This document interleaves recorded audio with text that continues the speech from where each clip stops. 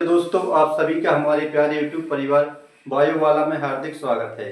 आंखों में अरमान लिया, मंजिल को अपना मान लिया, मुश्किल किया या आसान किया, अब ठान लिया तो ठान लिया। चलिए दोस्तों, अभी काफ़ी समय से वीडियो नहीं बन पा रहे थे, लेकिन आज अपन फिर से उत्सर्जन तंत्र एक्सक्रीटरी सिस्टम, उत्सर्जन तंत्र इसे बोलते हैं एक्सक्रीटरी सिस्टम। उत्सर्जन तंत्र के बारे में पढ़ेंगे।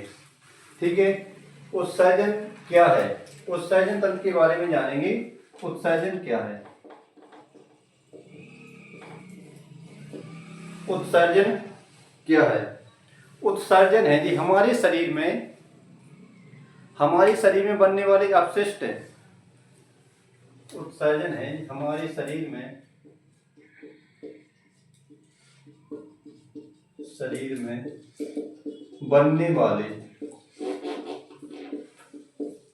बनने वाले अपशिष्ट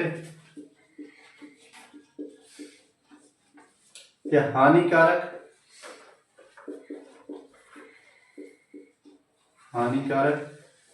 हमारे शरीर में बनने वाले अपशिष्ट या हानिकारक या जहरीले टॉक्सिक नाइट्रोजन जहरीले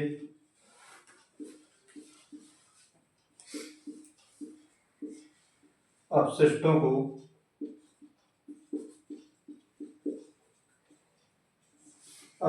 को क्या कहते हैं?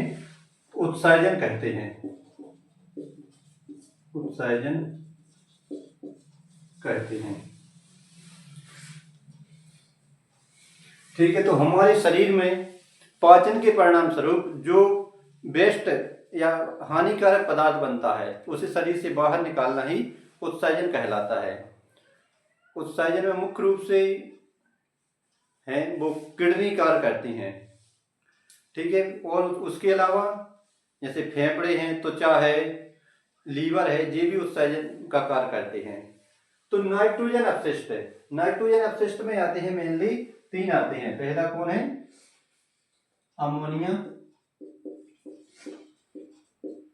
अमोनिया, यूरिया और यूरिक एसिड, यूरिक अम्ल। नाइट्रोजनी अपशिष्ट में कौन कौन है? अमोनिया है, यूरिया है और यूरिक एसिड है। ठीक है, तो इन तीनों में सबसे ज्यादा विषैला या जहरीला है जी अमोनिया होता है। तो अमोनिया है जी क्या है? सबसे ज्यादा विषैला, सबसे ज्यादा टॉक्सिक है जी अमोनिया होता है। और यूरिक अम्ल है जी सबसे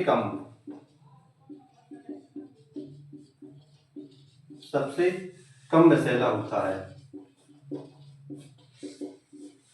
यूरिया अमोनिया की तुलना में कम जहरीला होता है। ठीक है, अमोनिया के उत्सर्जन के लिए जल की अधिक आवश्यकता होती है। जल की अधिक आवश्यकता होती है और इसमें जल की सबसे कम आवश्यकता होती है।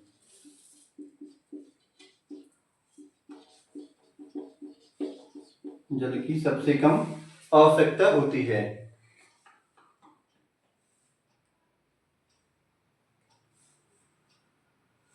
ठीक है दोस्तों, तो अमोनिया है कि सबसे ज्यादा जहरीला होता है और ये है इसमें अमोनिया से कम और इसमें भी थोड़ी कम जल की आवश्यकता होती है।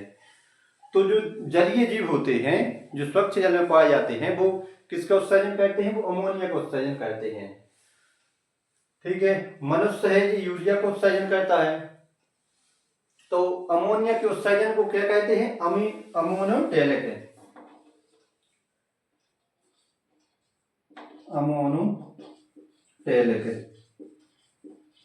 ठीक है, अमोनिया के उत्सर्जन को अमोनोटेलिक या अमोनिया उत्सर्जी कहते हैं। अमोनोटेलिक या अमोनिया उत्सर्जी।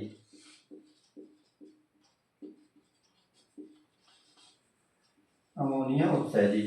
और इस प्रक्रिया को क्या कहते हैं, जो अमोनिया को उत्सर्जन करते हैं, इस प्रक्रिया को क्या कहते हैं, इसे कहते हैं अमोनोटेलिज्म।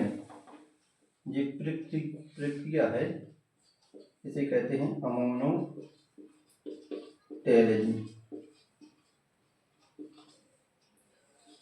ठीक है। अब जो यूरिया का उत्सर्जन करते हैं उसे क्या कहते हैं, जो यूरिया का उत्सर्जन करते हैं उसे कहते हैं यूरियोटेलिक। यूरियोटेलिक। ठीक है। और इसकी प्रक्रिया को क्या कहलाता है, ये प्रोसेस कहलाती है यूरियोटेलिज्म।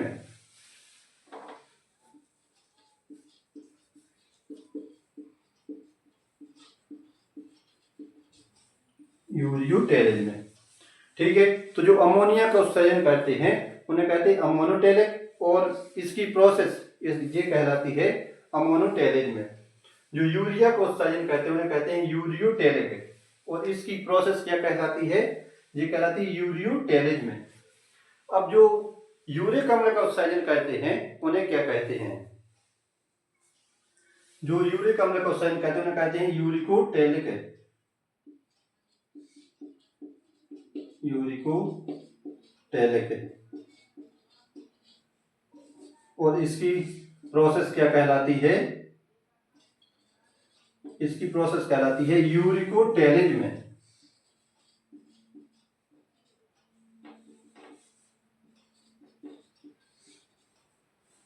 यूरिकोटेलिज्म। ठीक है। तो हम समझते हैं जो अमोनिया का उत्सर्जन करते हैं उन्हें क्या कहते हैं, अमोनोटेलिक, और इसकी प्रोसेस कहलाती है अमोनोटेलिज्म। जो यूरिया का उत्सर्जन करते हैं उन्हें क्या कहते हैं, यूरियोटेलिक, और इसकी प्रोसेस क्या कहलाती है, ये कहलाती है यूरियोटेलिज्म। जो यूरिक अम्ल का उत्सर्जन करते हैं उनको कहते हैं यूरिकोटेलिक, और इसकी प्रोसेस कहलाती है यूरिकोटेलिज्म। ठीक है। ठीक है। अब हम देखेंगे अमोनिया उत्सर्जन कौन कौन से जीव करते हैं। इसके उदाहरण हैं, इसके उदाहरण है स्थल मछलियां।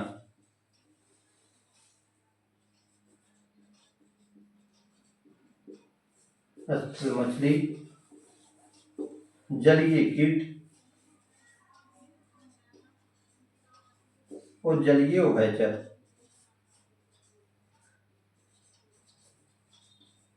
जलीय उभयचर। ठीक है। स्थल मछलियां जो स्वच्छ जल में पाई जाती हैं, स्थल मछलियां, जलीय कीट और जलीय उभयचर। क्योंकि अमोनिया के उत्सर्जन के लिए सबसे ज्यादा जल की आवश्यकता होती है। कुछ जलीय प्राणी हैं वो किसका उत्सर्जन करते हैं, अमोनिया का उत्सर्जन करते हैं। अब यूरिया के उत्सर्जन करने वाले के उदाहरण क्या हैं, इसके उदाहरण हैं स्तनधारी। इसके उदाहरण क्या हो जाएगा, स्तनधारी और स्थलीय उभयचर। स्थलीय उभयचर और समुद्री मछलियां।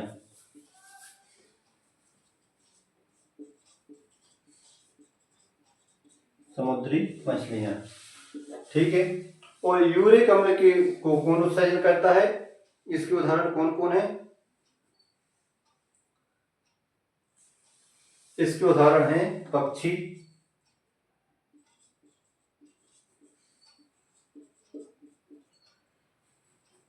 पक्षी हो गए। फिर कौन है, सरीसृप, पक्षी, सरीसृप और कुछ घोंगे, स्थलीय घोंगे,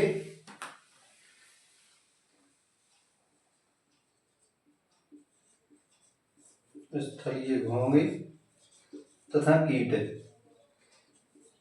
कुछ कीट हैं जो भी किसका उत्सर्जन करते हैं, यूरिक अम्ल का उत्सर्जन करते हैं।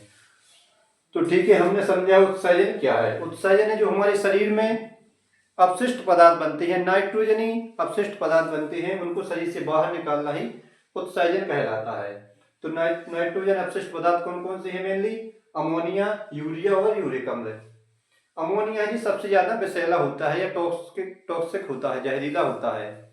ठीक है। यूरिया है जी कम होता है, उससे कम होता है, और यूरिक अम्ल सबसे कम विषैला होता है। इसके लिए जल की सबसे ज्यादा आवश्यकता होती है अमोनिया के लिए। तो जो अमोनिया का उत्सर्जन कहते हैं अमोनोटेलिक, और इसकी प्रोसेस को क्या कहलाता है? अमोनोटेलिजमेंट। और इसी प्रकार यूरिया को उत्सर्जन करने वाले को यूरियोटेलिक कहते हैं, और यूरिक अम्ल को उत्सर्जन करने वाले को यूरिकोटेलिक कहते हैं। ठीक है। उसके उदाहरण कौन कौन से हैं? इसमें स्थल मछलियां, जलीय कीट और जलीय उभयचर। यूरिया के उत्सर्जन करने वाले को स्तनधारी, स्थलीय उभयचर और समुद्री मछलियां। और यूरिक अम्ल के उत्सर्जन को मेनली पक्षी, सरीसृप और कुछ घोंगे करते हैं, स्थलीय घोंगे। ठीक है दोस्तों, आप इसे नोट कर लें या इसका स्क्रीनशॉट ले लें।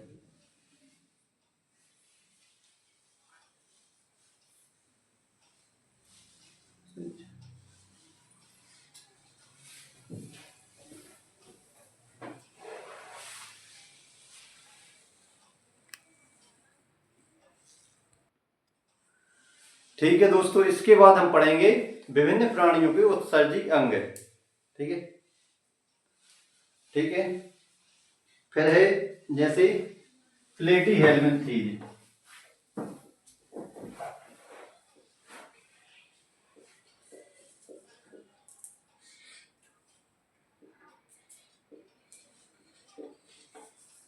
प्लेटी हेलमिन्थीज संघ है, इसे क्या बोलते हैं? चपटे कृमि।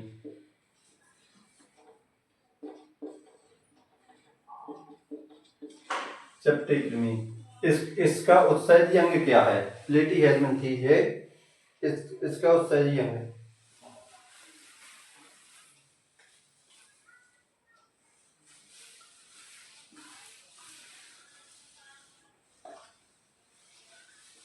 इसका उत्सर्जी अंग है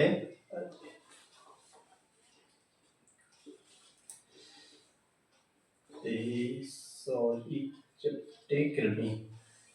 इसका उत्सर्जी अंग है प्रोटोनेफ्रिडिया,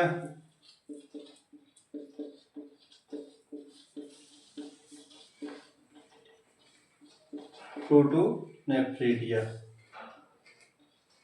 ठीक है। या इसी को क्या बोलते हैं? इसे बोलते हैं ज्वाला कोशिकाएं।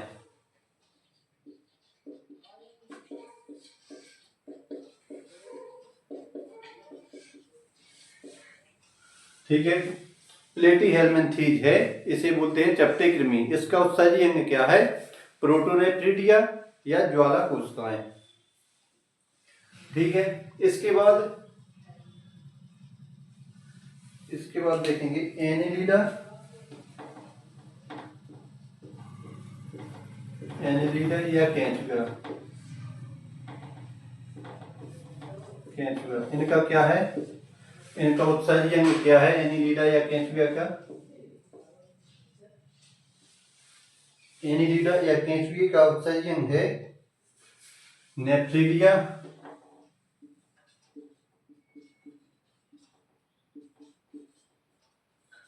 नेफ्रिडिया या ब्रक्कक, इसे बोलते हैं ब्रक्कक। ठीक है। इसके बाद कॉकरोच।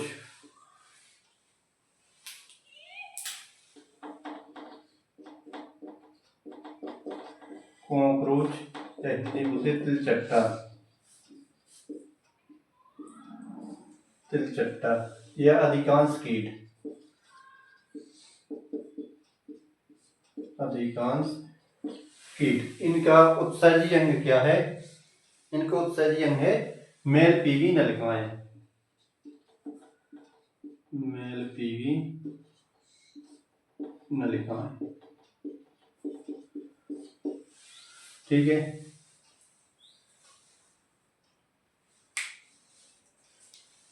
इसके बाद है झींगा, जैसे प्रॉन्स। झींगा प्रॉन जैसे क्रस्टेशियाई प्राणियों में।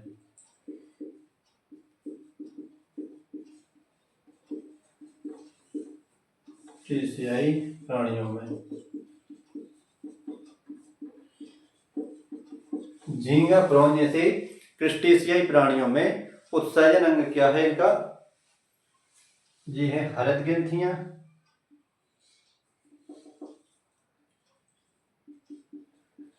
हरद ग्रंथियां या बोलते इसी को श्रृंगिक ग्रंथियां।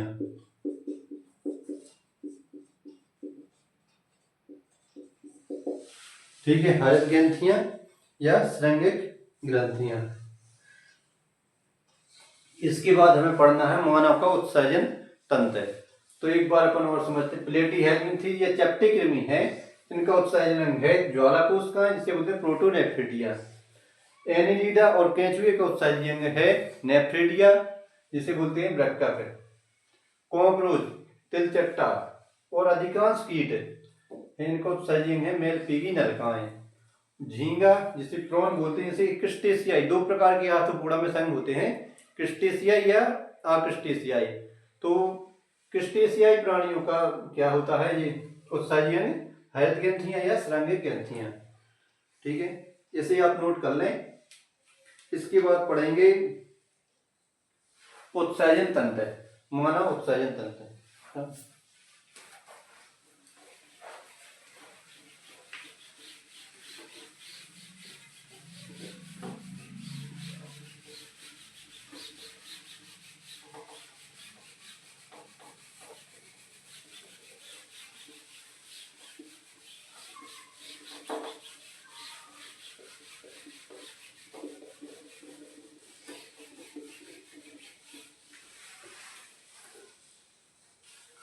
अब क्या पढ़ेंगे? मानव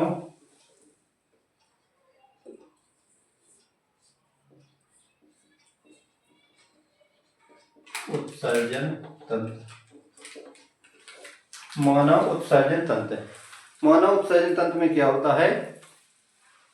एक जोड़ी हमारे वृक्क होते हैं, एक जोड़ी क्या होती है? मूत्र वाहिनी होती है, एक मूत्राशय होता है, एक मूत्रमार्ग होता है। ठीक है, तो हम मानव उत्सर्जन तंत्र को डायग्राम के माध्यम से समझते हैं।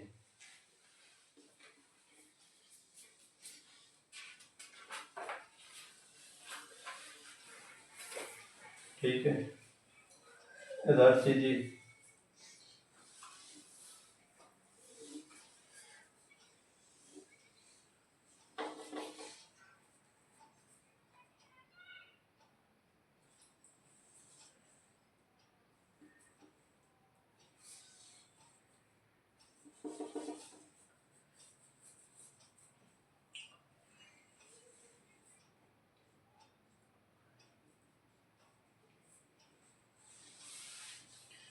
ठीक है, एक जोड़ी क्या हो गए?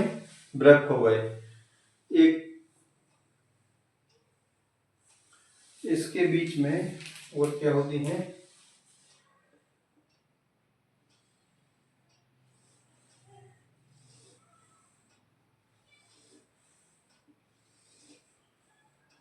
ये होती हैं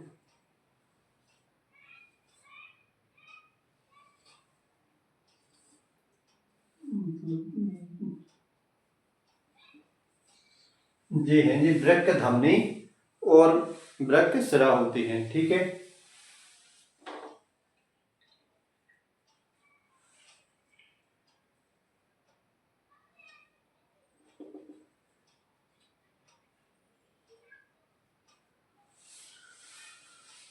इसके ऊपर एड्रेनल ग्रंथि होती है।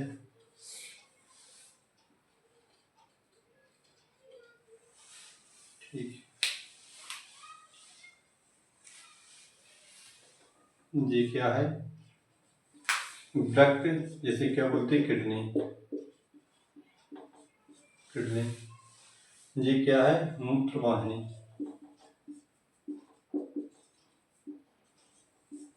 मूत्रवाहिनी, मूत्रवाहिनी को अपन इंग्लिश में क्या बोलते हैं? इसे बोलते हैं यूरेटर। यूरेटर, ये क्या है? मूत्राशय।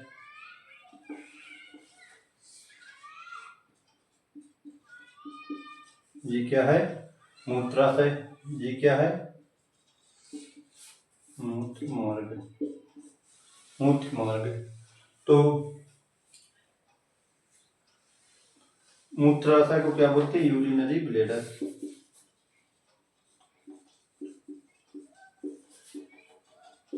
यूरिनरी और मूत्र मार्ग को क्या बोलते हैं? यूरेथ्रा। ठीक है। ये क्या है? एड्रीनल ग्रंथि, या इसे वो क्या बोलते हैं? अधिवृक्क ग्रंथि।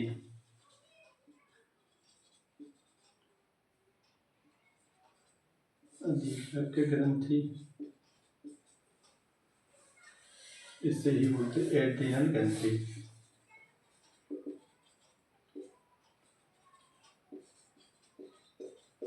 ठीक है। ये हो गई वृक्क धमनी। वृक्क धमनी और जी क्या हो गई? वृक्क शिरा।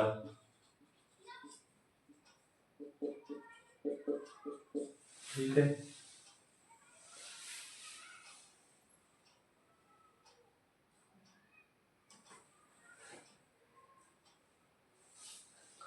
ठीक है, तो हमें मानव के उत्सर्जन तंत्र में मेनली इतने पार्ट को पढ़ना है। किस किस को? एक जोड़ी क्या है? हमारे वृक्क हैं, किडनी। एक जोड़ी मूत्रवाहिनी, एक मूत्राशय और एक मूत्र मार्ग। ठीक है। इसके बाद अपन इसे लिखते हैं, चलो उधर लिखते हैं। एक जोड़ी वृक्क, एक जोड़ी मूत्रवाहिनी, एक मूत्राशय, एक मूत्र मार्ग। ठीक है।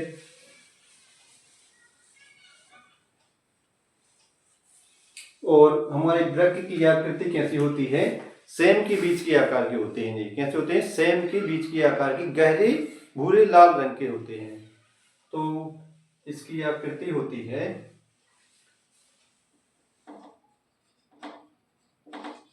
आकृति है जी सेम के बीच के आकार की,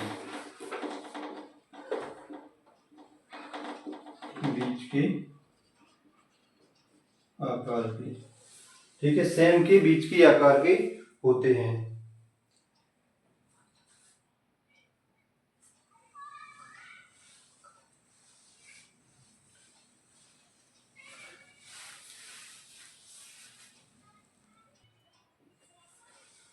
ठीक है, तो इसकी आकृति कैसी होती है? राइट है। इसकी आकृति है जी सेम के बीच के आकार के होते हैं और रंग है जी गहरा भूरे लाल रंग के होते हैं। आकार के गहरे भूरे लाल रंग की। ठीक है, कैसे होते हैं? गहरे भूरे लाल रंग के होते हैं। ठीक है। इसके बाद हम देखेंगे जी हमारे वृक्क हैं जी कहाँ पर स्थित होते हैं, स्थिति इसकी कहाँ पर है। इधर लिखते हैं।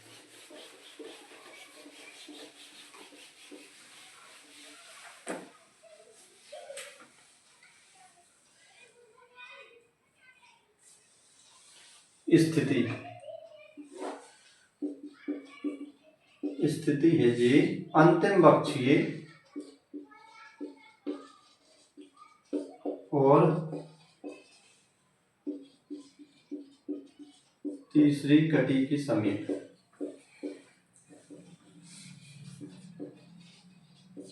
ठीक है।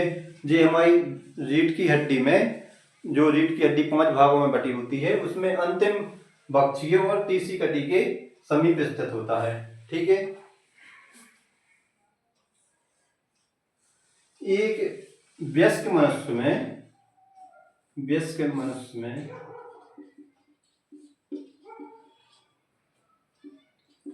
वयस्क मनुष्य में वृक्क की लंबाई कितनी होती है? चौड़ाई, इसकी मोटाई और भार। भार हमें बताना। एक वयस्क मनुष्य है, एडल्ट ह्यूमन में किडनी की कितनी, इसकी लंबाई कितनी होती है? तो इसकी लंबाई है ये 10 से 12 सेंटीमीटर होती है। 10 से 12 सेंटीमीटर है जिसकी लंबाई होती है। चौड़ाई है जी कितनी होती है? 5 से 7 सेंटीमीटर इसकी चौड़ाई होती है। चौड़ाई इसकी होती है 5 से 7 सेंटीमीटर चौड़ाई होती है। और 2 से 3 सेंटीमीटर इसकी मोटाई होती है। और किडनी का भार कितना होता है? तो एक वयस्क मनुष्य में किडनी का भार 120 से 170 ग्राम होता है। ठीक है, तो अभी हमने समझा है मानव के उत्सर्जन तंत्र को। मानव उत्सर्जन तंत्र में क्या होते हैं? एक जोड़ी वृक्क होते हैं, एक जोड़ी मूत्रवाहिनी होती है, एक मूत्राशय होता है, एक मूत्रमार्ग होता है। इसकी आकृति है जी सेम के बीच के आकार के होते हैं, गहरे भूरे लाल रंग के। ठीक है, अब इसकी स्थिति समझते हैं। तो इसकी स्थिति है जी अंतिम बक्षीय और तीसरी कटी के समीप स्थित होता है। ठीक है, तो और वयस्क मनुष्य में किडनी की लंबाई, इसकी लंबाई है जी 10 से 12 सेंटीमीटर होती है। चौड़ाई है जी 5 से 7 सेंटीमीटर है। मोटाई है जी 2 से 3 सेंटीमीटर और भार है जी 120 से 170 ग्राम होता है। ठीक है, इसके बाद हमें पढ़ना है प्रत्येक एक किडनी के अंदर कौन कौन से भाग होते हैं उसको पढ़ेंगे। आप इस डायग्राम को नोट करिए जब तक।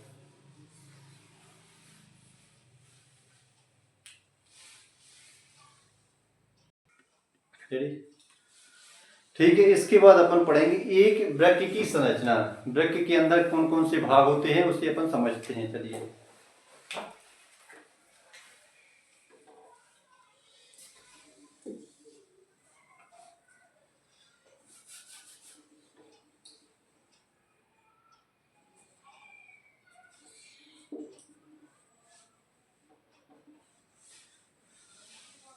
जी बीच वृक्क की आकृति है जी एक उभय अवतल होती है और इसमें जो बीच में गड्ढा होता है इसे क्या कहते हैं? जहां से मूत्रवाहिनी निकलती है और रक्त नलिकाएं और तंत्रिकाएं प्रवेश करती हैं, इसे कहते हैं हाइलम। इसे क्या कहते हैं? हाइलम। हाइलम। ठीक है जी, है हाइलम। इससे होकर ही मूत्रवाहिनी और रक्त नलिकाएं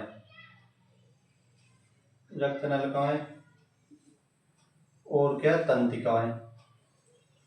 जी क्या है? रक्त नलिका। जी क्या है? तंत्रिका। ठीक है, जी क्या है? मूत्रवाहिनी।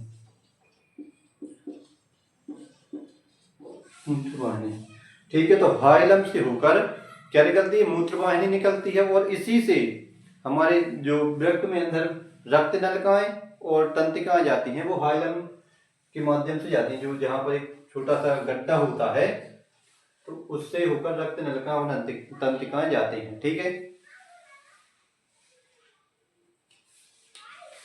इसके बाद जो हाइलम है जी आगे जाके कीप की संरचना बनाता है दोनों तरफ। तो जे क्या कहलाता है? कीप की संरचना बनती है। इसे क्या कहते हैं जी? हाइलम अंदर जाकर जो संरचना बना इसे कहते हैं पेल्विस। या इसी को कहते हैं वृक्क श्रोणी।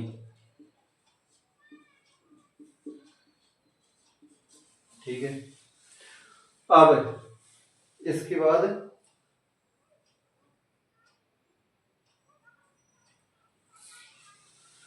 जी हाइलम है जी अंदर जाकर क्या बनाता है? एक कीप नुमा संरचना बनाती है जिसे कहते हैं पेल्विस। अब जी पेल्विस है जी अंदर जाकर कई छिपों में बटा होता है।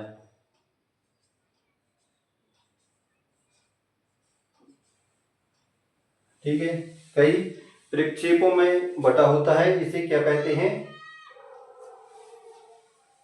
इसको कहते हैं, जो ये छोटे छोटे इसमें बटा होते हैं इसे कहते हैं चषक, इसी को कहते हैं कैलेक्स। ठीक है, अब इस पर क्या होते हैं, इस पर होते हैं शंकुनुमा पिरामिड होते हैं।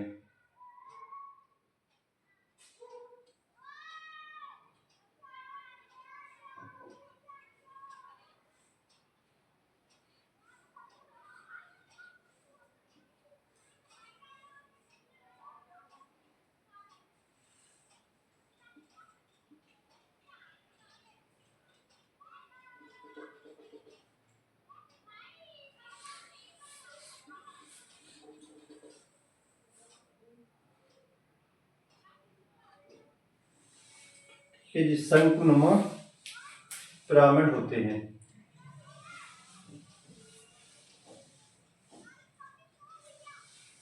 जिसे क्या कहते हैं, इसे कहते हैं वृक्क पिरामिड।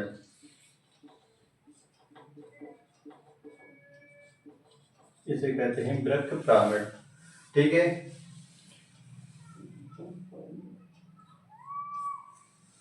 तो इस अंदर पूरे भाग को क्या कहते हैं, जो ये अंदर का पूरा भाग है इसे कहते हैं क्या, मध्यांश। इसे कहते हैं मध्यांश। मध्यांश इसी को कहते हैं मेडुला।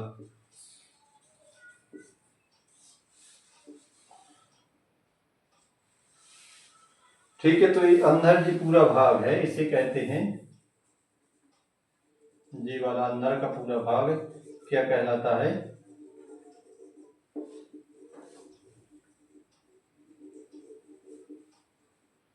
अंदर का पूरा भाग है जी कहलाता है मध्यांश या मेडुला। ठीक है, और इस बाहरी भाग को क्या कहते हैं, इसे कहते हैं कोर्टेक्स, या बाहरी भाग को कहते हैं कोर्टेक्स, इसे बोलते हैं बलकुट। बाहरी भाग को क्या कहते हैं, इसे बोलते हैं कोर्टेक्स या बलकुट। ठीक है,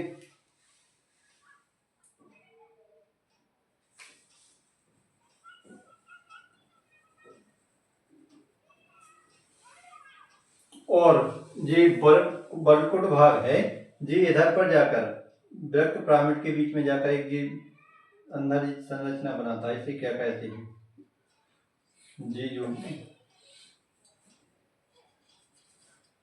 जी क्या है, इसे कहते हैं बर्तीनी की स्तंभ।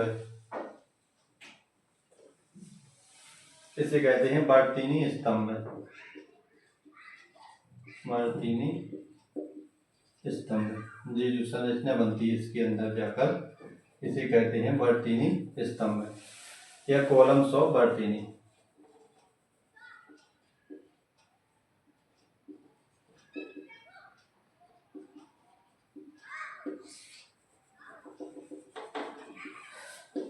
कॉलम्स ऑफ बर्तीनी बोलते हैं। ठीक है, आप साथ में नोट करते जाएं।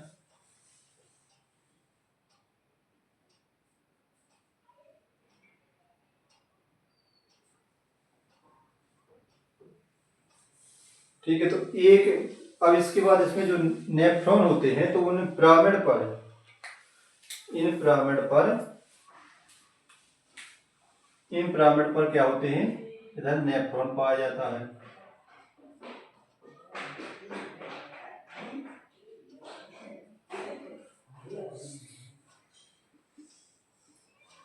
ठीक है, ये क्या है, नेफ्रॉन है, नेफ्रॉन।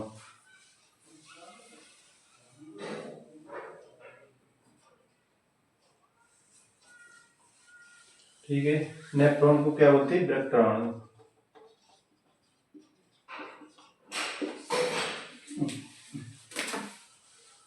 ठीक है, तो एक वृक्क के अंदर इतनी संरचनाएं पाई जाती हैं। क्या होता है, जिस वृक्क में जहाँ जिधर से ये मूत्र वाहिनी निकलती है और तंत्रिकाएं प्रवेश करती हैं, रक्त नलिकाएं, उधर कहते हैं उसे हाइलम। ठीक है, हाइलम है जी आगे जाकर एक टीपनुमा संरचना में विभाजित होता है, उसे कहते हैं पेल्विस या वृक्क श्रोणी। अब पेल्विस है जी कई छोटी छोटी उसमें कक्षों में विभाजित होता है। पेल्विस कई छोटी छोटी कक्षों या प्रक्षेपों में विभाजित होता है, उसे कहते हैं चषक या कैलेक्स। ठीक है, इसके बाद एक शंक्वाकार, इसके बीच में क्या पाया जाता है, पिरामिड पाया जाता है, इसे कहते हैं वृक्क पिरामिड। बाहरी भाग को कहते हैं, दो भागों में बटा होता है वृक्क हमारा। एक आंतरिक भाग को कहते हैं मेडुला या मध्यांश, तो बाहरी भाग को कहते हैं कॉर्टेक्स। ठीक है, तो बाहरी भाग को कहते हैं कॉर्टेक्स। तो ये कॉर्टेक्स वाला भाग है जी, अंदर इधर जाता है पिरामिड के बीच में, तो इसे कहते हैं क्या, बर्टीनी स्तंभ या कॉलम्स ऑफ बर्टीनी। इन पिरामिड पर क्या पाए जाते हैं, नेफ्रॉन पाए जाते हैं, इनकी संख्या लाखों में होती है। एक वृक्क में कम से कम 10 लाख, लगभग 10 लाख नेफ्रॉन पाए जाते हैं। तो जो नेफ्रॉन है, नेफ्रॉन का हेनली लूप वाला भाग है, किसमें होता है, पिरामिड में होता है। बाकी पीसीटी और डीसीटी और संघनक का जी है, ये कॉर्टेक्स भाग में होती है। ठीक है,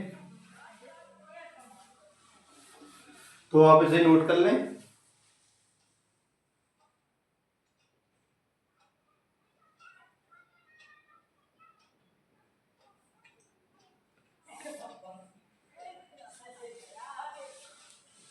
तो एक क्वेश्चन पूछा जाता है कि वृक्क की क्रियात्मक इकाई क्या है।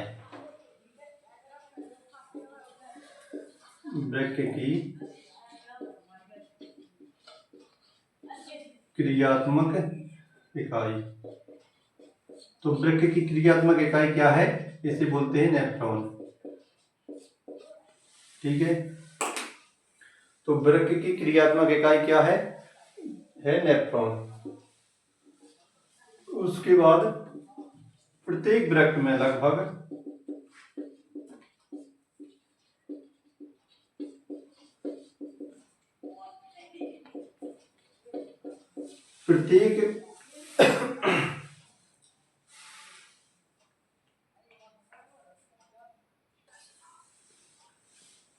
प्रत्येक वृक्क में लगभग 10 लाख है,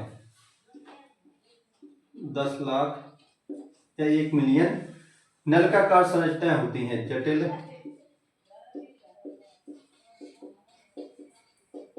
नलिकाकार संरचनाएं होती हैं, संरचना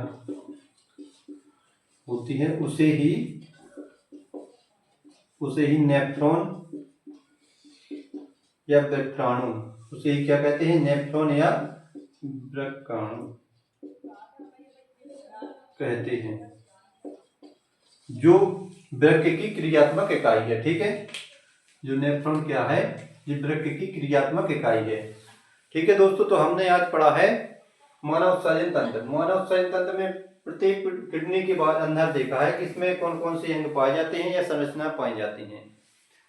तो ठीक है, आप इसे नोट कर लें, और आज के लिए इतना ही। धन्यवाद, जय हिंद।